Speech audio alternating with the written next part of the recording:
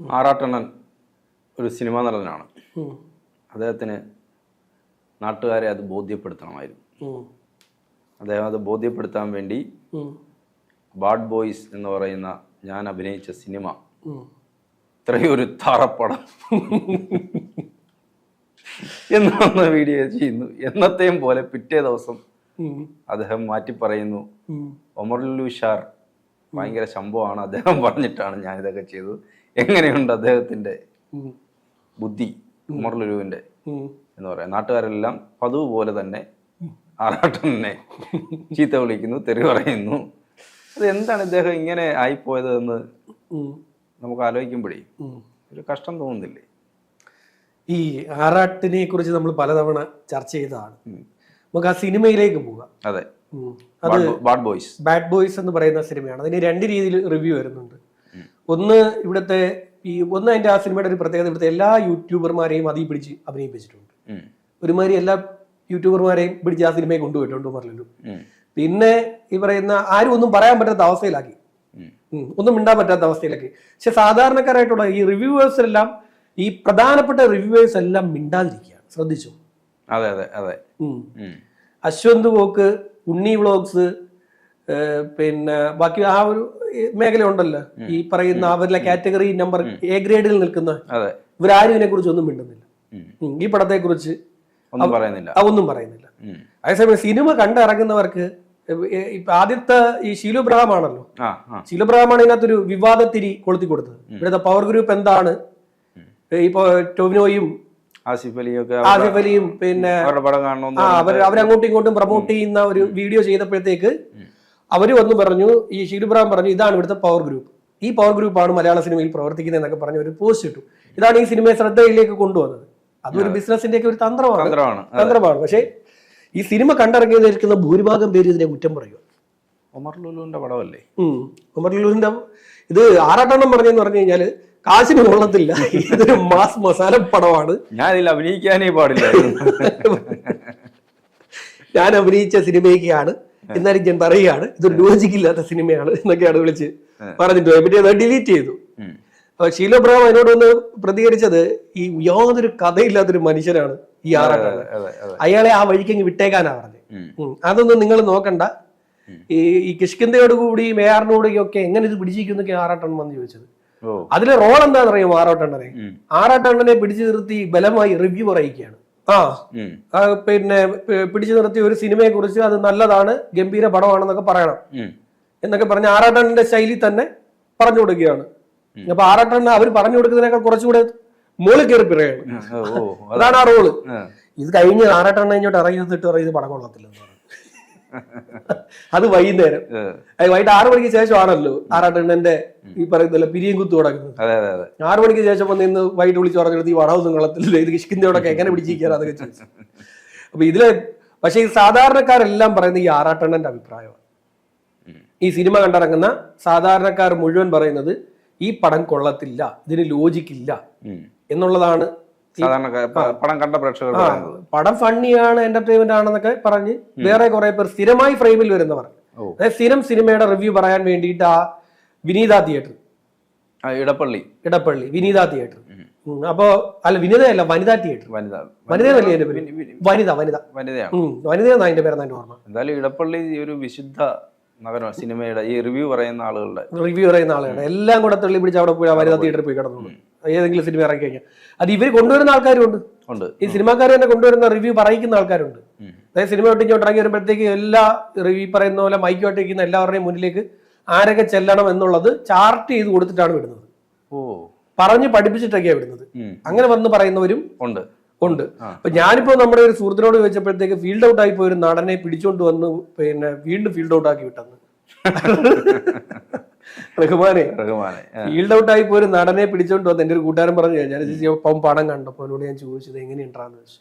അപ്പൊ ഞാൻ ഈ പടത്തെ കുറിച്ച് ഒന്നും പറയാത്തത് പിന്നെ നമ്മളാ പടം കണ്ടില്ല, അതുകൊണ്ട് നമുക്ക് അതിനെ കുറിച്ച് നമ്മളത് പറയാൻ പാടില്ല. അപ്പൊ അത് പക്ഷേ ഇതിനകത്ത് ഇങ്ങനെ അഭിപ്രായം വരുന്ന ഭൂരിഭാഗം പേരുടെ അഭിപ്രായം ഇതാണെന്നേ നമ്മൾ പറഞ്ഞുള്ളൂ. പടം എങ്ങനെ ഉണ്ടെന്ന് നമുക്കറിയില്ല, അതിന് കടണ്ട് കഴിഞ്ഞിട്ട് വേണം നമുക്കത് പറയാൻ പറ്റുള്ളൂ.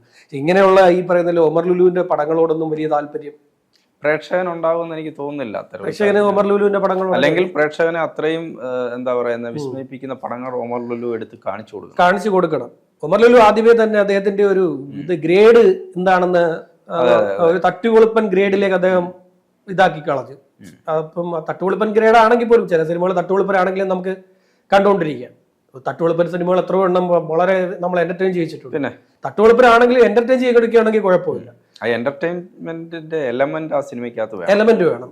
തട്ടുവെളുപ്പനാണെങ്കിൽ മാസ് മസാല പടമാണെങ്കിൽ പോലും നമ്മളത് കണ്ടിട്ട് നമ്മളത് എൻജോയ് ചെയ്യും. അതായത് അതിനകത്ത് ഒരു എന്റർടൈൻ ചെയ്യുന്ന ഒരു എലമെന്റ് ഉണ്ടെങ്കിൽ നമ്മൾ അതിനകത്ത് കയറി പിടിക്കും. അത് നമുക്ക് അതിനകത്ത് അത് കൃത്യമായി എവിടെ മിക്സ് ചെയ്യണമെന്നുള്ള ഈ ഡയറക്ടർ പഠിച്ചിരിക്കണം. അതില്ലെങ്കിലാണ് പല പടങ്ങളും അതെ അതിപ്പോ ചില പടങ്ങൾ പക്ഷെ നല്ല എന്റർടൈൻ ചെയ്യുന്ന ചില സിനിമകൾ പാളിപ്പോവുകയും ചെയ്തിട്ടുണ്ട്. ഇവിടെ മുത്തുകോ എന്ന് പറഞ്ഞൊരു പടം ഇറങ്ങി, എത്ര പേര് അറിഞ്ഞു? അതൊരു ഒരു എന്റർടൈൻമെന്റ് ആണ്, പൂർണ്ണമായ ഒരു എന്റർടൈൻമെന്റ് ആണ് സാധനം. പടം അതാണ്, പക്ഷെ സുരേഷ് ഗോപിയുടെ മകന്റെ പടമാണ്. അതുകൊണ്ട് അത് ഡിഗ്രേഡ് ചെയ്ത പടം കളഞ്ഞു. പക്ഷെ എന്റർടൈൻമെന്റ് ആണ്. ചുമ്മാ ഇരുന്ന് കുറെ പേര് നമുക്ക് ഇതിന് ചിരിക്കുക. ആ സിനിമ കണ്ടു കഴിഞ്ഞാൽ എനിക്ക് ചിരി വന്നു. അതുകൊണ്ട് ഞാൻ പറഞ്ഞു എല്ലാവർക്കും ചിരിക്കണമെന്നില്ല. ഞാനതിനകത്ത് എനിക്ക് എന്താ പറയാ ആസ്വദിക്കാൻ പറ്റിയ സിനിമ. ഒരാൾക്ക് എന്ത് പ്രശ്നം ഉണ്ടെങ്കിലും അയാൾക്ക് പ്രശ്നമല്ല, എന്ത് ഇത് വന്നാലും സന്തോഷം വന്നാലും ആരെങ്കിലും തൊട്ടടുത്തിരിക്കുന്ന ഒരാളെ പിടിച്ച് ഉമ്മ വെച്ചോളെ. തൊട്ടടുത്തിരിക്കുന്ന ആളെ അപ്പം തന്നെ പുള്ളി പിടിച്ച് കിസ് ചെയ്യും. അതാണ് പുള്ളിയുടെ ക്യാരക്ടർ. അങ്ങനെ കിസ് ചെയ്യുന്ന സ്വഭാവം ഉണ്ടെന്നിരിക്കെ ഒരു പോലീസ് ഓഫീസറെ കൊല്ലാൻ വരുന്ന റാംബോ എന്ന് പറയുന്ന കൊടും കുറ്റവാളിയെ ഇദ്ദേഹത്തിന് പെട്ടെന്ന് ഈ കൊലപാതകം നടക്കുന്നതിന് തൊട്ട് മുമ്പുള്ള സെക്കൻഡിൽ സന്തോഷം വരികയാണ്. ഈ മനുഷ്യന് സന്തോഷം വരുന്നു. ഉടനെ തൊട്ടടുത്തിരിക്കുന്ന ആരാ? റാംബോയാണ്. റാംബോ ആണെങ്കിൽ പോലീസ് ഓഫീസറെ കൊല്ലാൻ നിൽക്കുക. റാംബോ തോക്ക് ലോഡ് ചെയ്യുന്ന സമയത്ത് കയറി കെട്ടിപ്പിടിച്ച ഉമ്മ വെച്ചു കൊടുത്തു. തോക്ക് അദ്ദേഹത്തിന്റെ മടിഭാഗത്തിരുന്ന് പൊട്ടിപ്പോയി. റാംബോയുടെ മടിഭാഗത്തിരുന്ന് പൊട്ടിപ്പോയി. അപ്പോ അന്ന് മുതൽ റാംബോ രോഗബാധിതനായി ജീവിക്കുവന്നേ. അപ്പൊ റാംബോയ്ക്ക് അറിയില്ല ഇത് ആരാണ് തന്നെ ഉമ്മ വെച്ചത്. അങ്ങനെ ഉമ്മ വെച്ച ആളെ കണ്ടുപിടിക്കാൻ നടക്കുക റാംബോ അങ്ങനെ നാട്ടിലുള്ള എല്ലാ ചെറുപ്പക്കാരെയും പിടിച്ചുകൊണ്ട് വരിക. തന്റെ കവളിൽ ഉമ്മ വെക്കണം അവര്. ഈ ഉമ്മ വഴിയിലൂടെ വേണം ഈ പറയുന്ന തന്നോട് ഈ കൊടും കൃത്യം ചെയ്തവനെ കണ്ടുപിടിക്കാൻ. ഇതാണ് സിനിമ.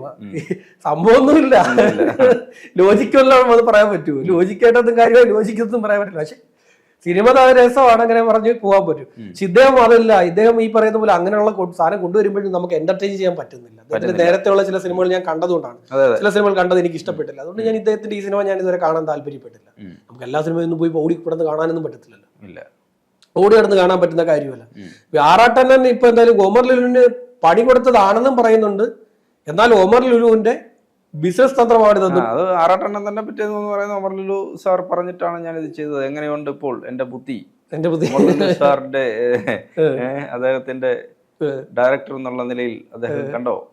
ഇങ്ങനെയൊക്കെയാണ് അദ്ദേഹം ചെയ്ത് വെച്ചേക്കുന്നത്. വെരട്ടി കാണുമ്പോൾ ആറാട്ടെണ്ണം അത് തന്നെ സംഭവം. സംഭവം രാത്രിയായപ്പോ ആറാട്ടെണ്ണന്റെ കിളി പാറി ആറാട്ടെണ്ണം വായി തോന്നി എല്ലാം വിളിച്ചു പറഞ്ഞു. നേരം വെളുത്തപ്പോ ഒമർ ലുലു പറഞ്ഞു നിന്നെ ചന്തി അഴിച്ചു പൊട്ടിക്കുന്ന ഇടം പറ്റേ ഇവര് പാലാരിവട്ടം പോലീസുകാർ പറഞ്ഞ പോലെ നീ ഇനി മേല പറഞ്ഞാൽ നിന്നെ പിടിച്ച് മുക്കുമെന്ന് പറഞ്ഞാണ്, വെള്ളത്തിലാണ് പിടിച്ച് മുക്കിക്കളയെന്ന് പറഞ്ഞാണ്. അതോടുകൂടിയാണ് വരേണ്ടത്. അല്ല ഇതിന് ആദ്യത്തെ ദിവസം പടത്തിന്റെ റിവ്യൂ ഇങ്ങനെ കൂടുമ്പോ എത്ര മണിക്കൂർ അത് സോഷ്യൽ മീഡിയ കടന്നു. അതൊരു ബിസിനസ് തന്ത്രമാണെങ്കിൽ തന്നെ അത് എത്ര നേരം അതൊരു നെഗറ്റീവായിട്ട് പടത്തിൽ അഭിനയിച്ച ഒരാള് ആരോ ആയിക്കോട്ടെ, XY ആറാട്ടണ്ണനോ വേറെ ഏതോ ഒരാൾ വന്ന് പടത്തിൽ അഭിനയിച്ചപ്പോ ശ്യാം അഭിനയിച്ചിട്ട് ശ്യാം തന്നെ ആ പടത്തിനെതിരെ പടത്തിനെതിരെ പറഞ്ഞാൽ നെഗറ്റീവായില്ലേ? നമ്മൾ വിചാരിക്കുന്നുള്ളൂ ഈ ആറാട്ടണ്ണനെ കാണാൻ ആൾക്കാരുണ്ട്. ഫോളോവേഴ്സിന് അപ്പുറം ഈ വീഡിയോ കണ്ടിട്ട് ഈ ആറാട്ടണ്ണനെ തെറി വിളിക്കാൻ വേണ്ടി ഈ വീഡിയോ കാണാൻ പോകുന്നവരുണ്ട്. ആറാട്ടണ്ണനെ കണ്ട് തെറി വിളിക്കാൻ വേണ്ടി മാത്രം. ആറാട്ടന് വൈകുന്നേരം ആകുമ്പോഴത്തേക്ക് നാട്ടുകാരോട് എന്റർടൈൻമെന്റ്, നാട്ടുകാർക്ക് ആറാട്ടണ്ണനെ തെറി വിളിക്കുന്നതിന് ഒരു എന്റർടൈൻമെന്റ്. 6 മണിയാകുമ്പോൾ 6 മണിക്ക് ശേഷം ആറാട്ടെണ്ണം വീഡിയോ ഇടും. 8 മണിക്ക് ശേഷം ആരെങ്കിലും രണ്ടെണ്ണം അടിച്ചിട്ടിരിക്കുന്നവർ ഇതിനകത്ത് പോയി നോക്കും. ആറാട്ടെണ്ണനെ 10 തെറി. അവർക്ക് ആരെങ്കിലും തെറി വിളിക്കാൻ വേണ്ടി കാത്തിരിക്കുമ്പോഴേ ആറാട്ടെണ്ണന്റെ വീഡിയോ വരുന്നത്. അപ്പൊ അവിടെ പോയി തെറി വിളിക്കും. ആറാട്ടെണ്ണം പ്രതികരണമൊന്നുമില്ലല്ലോ.